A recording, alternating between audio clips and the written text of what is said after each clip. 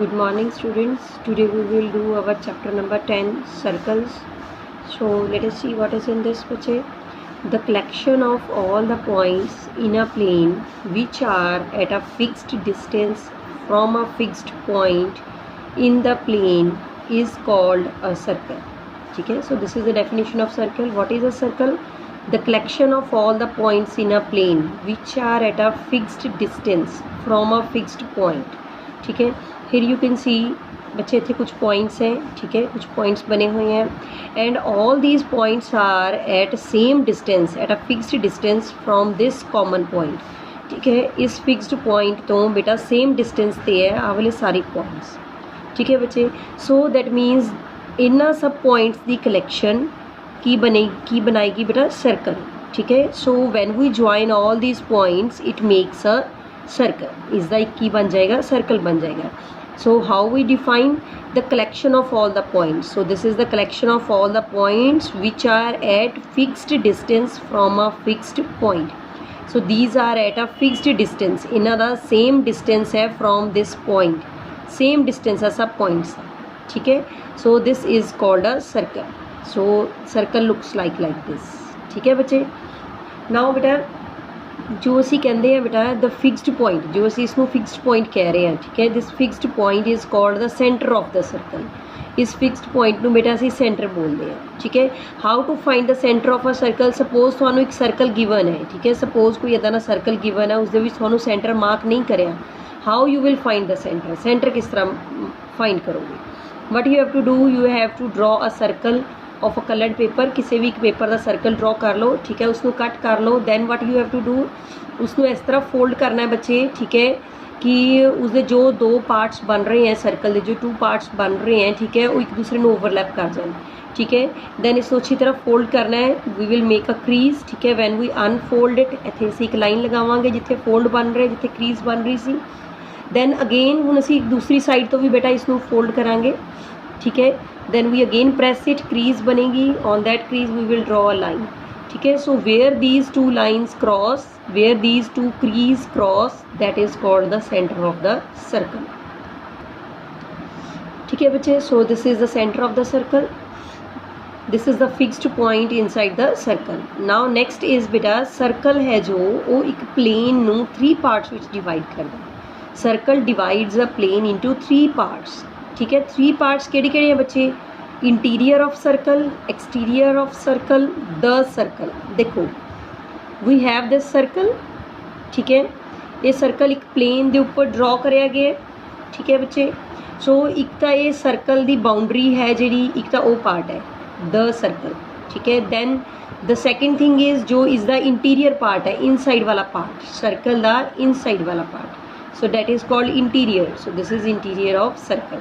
And other thing is exterior of circle, means circle दी जो outside चीज़ है. ठीक है, so that means circle divides plane into 3 parts. Interior of circle, exterior of circle and the circle. ठीक है, the boundary of the circle.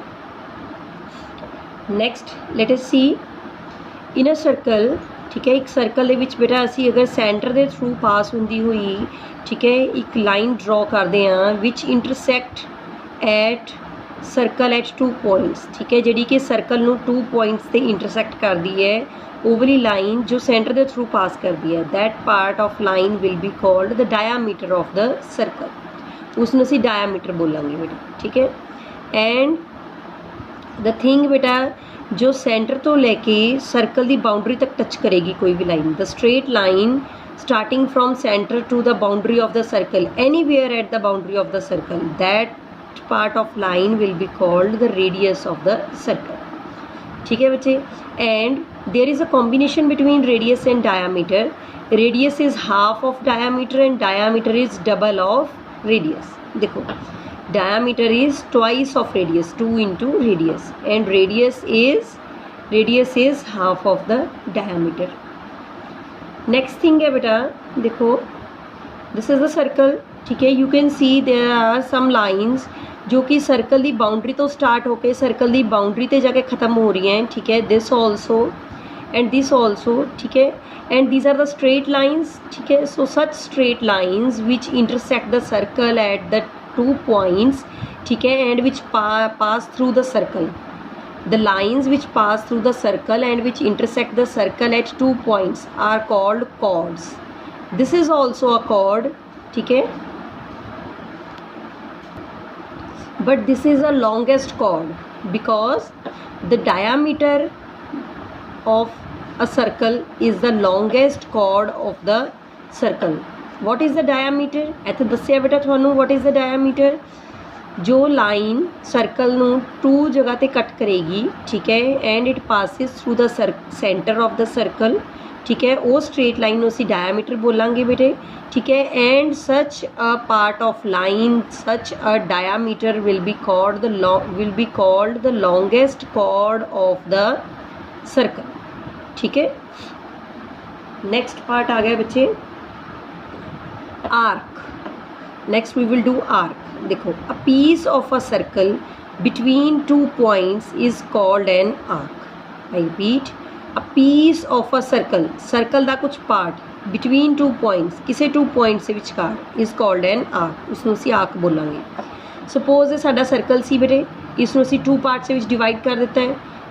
2 points तो ये ऊपर वाला पार्ट है और इन्ना 2 पॉइंट्स तो ये नीचे वाला पार्ट है. You can see this part of the circle is larger than this one, so this part is called major arc. Major means बड़े वाला पार्ट, ठीक है, major arc, and this is called the minor arc of the circle. The arcs are the part of the circle. Circle की boundary के parts होंगे हैं बेटा arcs. Let us do the next thing. Next thing are सैगमेंट्स and sectors. देखो बच्चे की होंगे हैं इन अ सर्कल, ठीक है, सर्कल दे विच असी एक कॉर्ड ड्रॉ की है बेटा, ठीक है. Now this cord divides a circle in 2 parts, ठीक है, 2 पार्ट्स के विच डिवाइड कर रहा है सर्कल नू.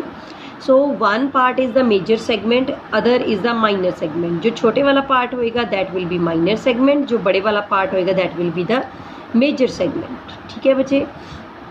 Now what is the sector. Sector is बेटे सर्कल दे विच जब असी कोई भी 2 रेडियस ड्रॉ करांगे, ठीक है, when we draw 2 radius of the circle, ठीक है, देन जो एक छोटे वाला पार्ट बनेगा that will be called the minor sector and the greater part will be called the major sector. When you draw a chord, circle is divided into segments, but when you draw 2 radii then circle is divided into 2 sectors, ठीक है बच्चे. So this is all the introduction of the circle.